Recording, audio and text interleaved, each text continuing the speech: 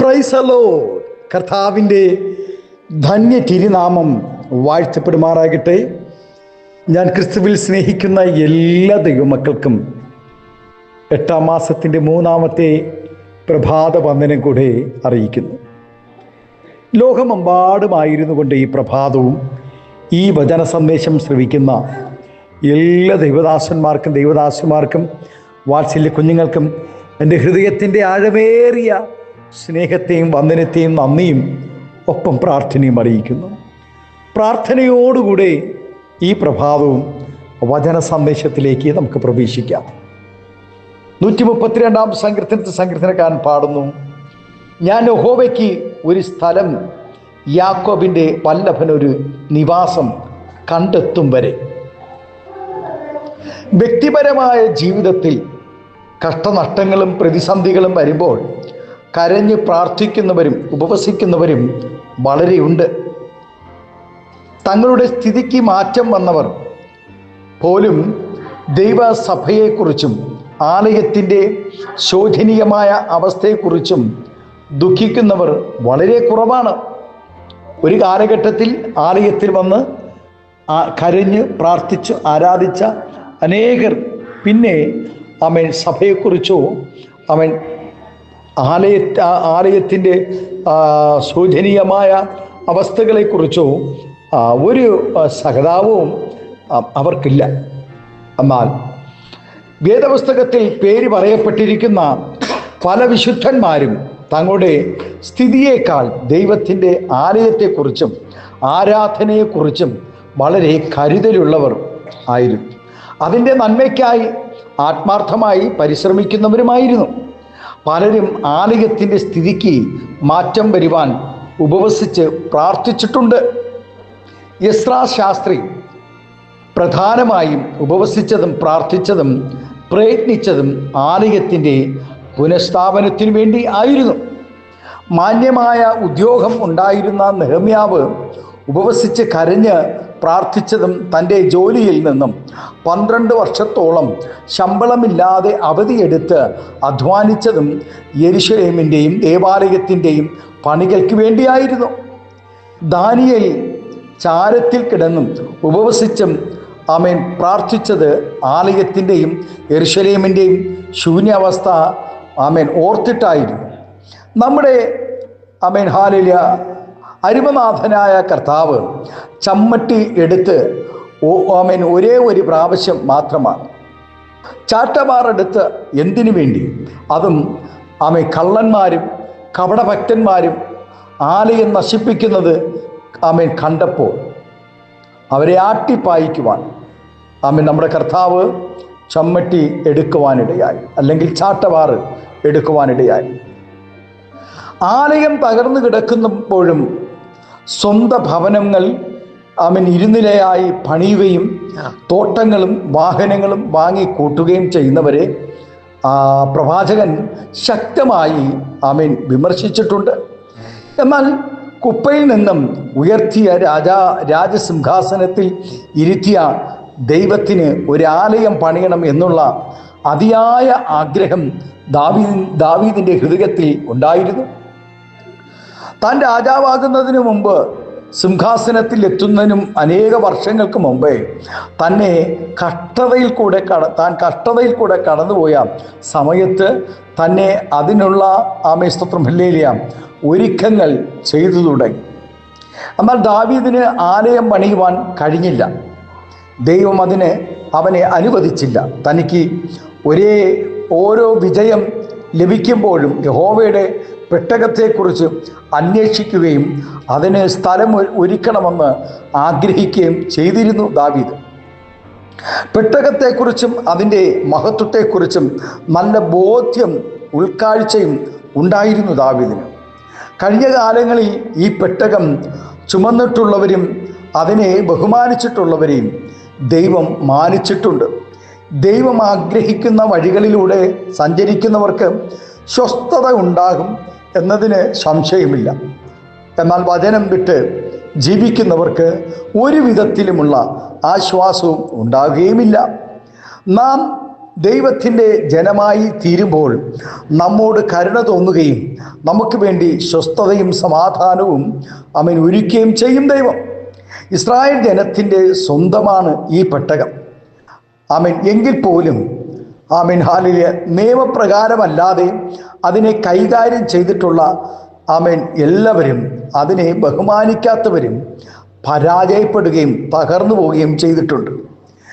വിശുദ്ധി നഷ്ടപ്പെടുത്തിയ ഏലിയുടെ പുത്രന്മാർ പെട്ടകം എടുത്തുകൊണ്ട് യുദ്ധവും ചെയ്യുവാൻ മുന്നണിയിലേക്ക് പോവുകയും ഭൂമി കുലുങ്ങും വണ്ണം തുള്ളിച്ചാടിയും നൃത്തം ചെയ്തുവെങ്കിലും ഏലിയുടെ കുടുംബത്തിൽ ദൈവം ഭയങ്കരമായ ന്യായവിധി അയച്ചു.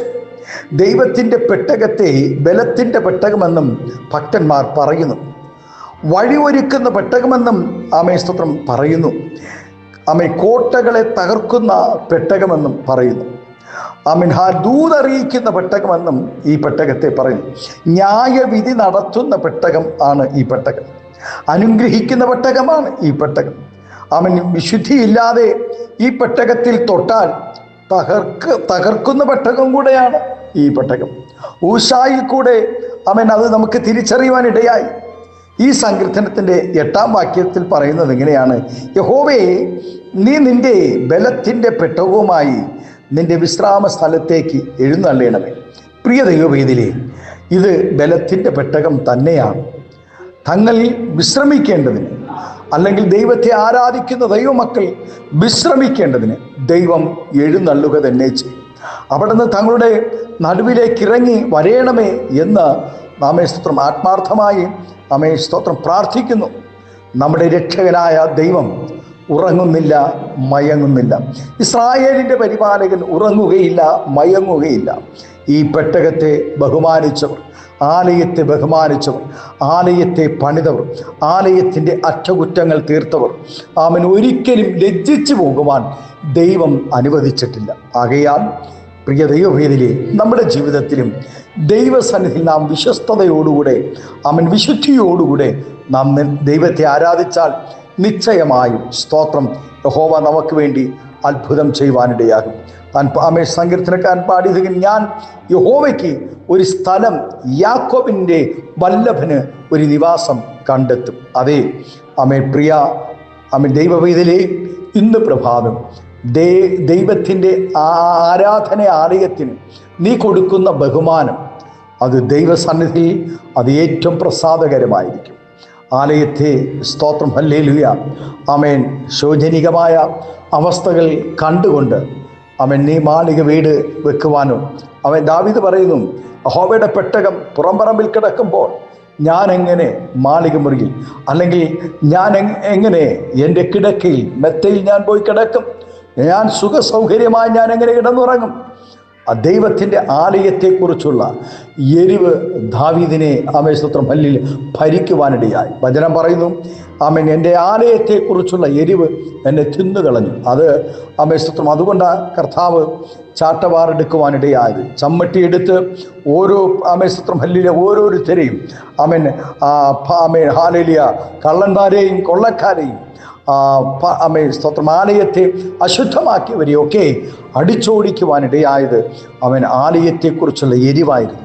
അത്ര പേർ ഇന്ന് പകൽക്കാലം ആലയത്തെക്കുറിച്ചുള്ള ഒരു എരിവുണ്ട്.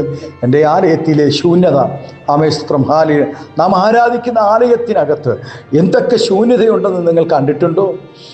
ഹാലേലൂയ. ഏതെങ്കിലും ബൾബുകൾ ട്യൂബുകൾ ഫീസായി പോയിട്ടുണ്ടോ? ഫാൻ കറങ്ങാതെ കിടക്കുന്നുണ്ടോ? അത് എന്തെങ്കിലും കസേരകൾ കേടുപാടുകൾ സംഭവിച്ചത് കണ്ടിട്ടുണ്ടോ?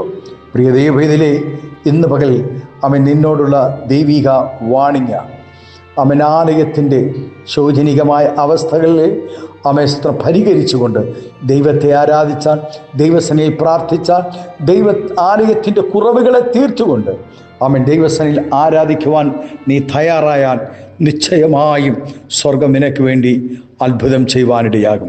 കണ്ണുകളടയ്ക്കാം, പ്രാർത്ഥിക്കാം. പരിശുദ്ധ പിതാവേ, നല്ല ദൈവമേ, സ്നേഹവാനായ ഞങ്ങളുടെ നല്ല കർത്താവേ, അനുഗ്രഹം പ്രശാന്തമായ നല്ല പകൽക്കാലത്തിനായി നന്ദി നിറഞ്ഞ ഹൃദയത്തോടെ സ്തോത്രം ചെയ്യുന്നു. നാഥാ, ഈ പ്രഭാതം എത്രയോ ദൈവഭക്തന്മാർ കഷ്ടതയിൽ കൂടെ, കർത്താവേ ആമേ സ്തോത്രം, ഹല്ലേലൂയ, കഷ്ടതയിൽ കൂടെ ശുശ്രൂഷിക്കും. വളരെ ഞെരുക്കങ്ങളിൽ കൂടെ കർത്താവെ ശുശ്രൂഷകൾ ചെയ്യുന്ന എത്രയെത്ര ഭക്തന്മാർ വാടക ഭവനങ്ങളിൽ പാർത്തുകൊണ്ട് വാടക കൊടുക്കുവാൻ സാമ്പത്തികമില്ലാതെ കടഭാരങ്ങളുടെ നടുവിൽ കർത്താവെ ആമേ സ്തോത്രം ലജ്ജിച്ച് നിൽക്കുന്ന എത്രയോ ഭക്തന്മാർ നാഥ ഇന്ന് പകലിൽ കർത്താവെ ആമേ സ്തോത്രം, ഹല്ലേലൂയ, ആലയത്തോട് ആത്മാർത്ഥത കാണിക്കുന്ന, ശുശ്രൂഷയോട് ആത്മാർത്ഥത കാണിക്കുന്ന എൻ്റെ ദാസന്മാർക്ക് വേണ്ടി ദൈവം അത്ഭുതങ്ങൾ ചെയ്യണമേ. മാളിക മുറികളും വില കൂടിയ വാഹനങ്ങളും കർത്താവെ വാരിക്കൂട്ടുമ്പോൾ അനേക അമേസ്തത്രം ഈ ലോകത്തിലെ നശിച്ചു പോകുന്ന സമ്പത്തുകൾക്ക് വേണ്ടി അനേകർ കർത്താവിൻ്റെ നാമത്തെ ഉപയോഗിക്കുമ്പോൾ കർത്താവ് സാധുക്കളായ വിശ്വസ്തയോടെ ശുശ്രൂഷിക്കുന്ന അഭിഷക്തദാസന്മാർ, ദാസിമാരെ എൻ്റെ ദൈവം ഓർക്കണമേ എന്ന് പ്രാർത്ഥിക്കുന്നു. പിതാവിൻ്റെയും പുത്രൻ്റെയും പരിശുദ്ധാത്മാവിൻ്റെ നാമത്തിൽ അങ്ങയുടെ കുഞ്ഞുങ്ങളെ അനുഗ്രഹിച്ച് പ്രാർത്ഥിക്കുന്നു. ആത്മീയ ഭൗതിക നന്മകൾ നൽകി മാനിക്കണം, ആദരിക്കണം, അനുഗ്രഹിക്കണം. സ്വർഗം അത്ഭുതം ചെയ്യും, മഹത്വമെടുക്കും. യേശുവിൻ്റെ നാമത്തിൽ കൃപയോടെ പ്രാർത്ഥന കേൾക്കണമേ സ്വർഗീയ നല്ല പിതാവേ. ആമേൻ, ആമേൻ. Thank you. God bless you. ദൈവം എല്ലാവരെയും ഈ പ്രഭാതം ധാരാളമായി അനുഗ്രഹിക്കട്ടെ.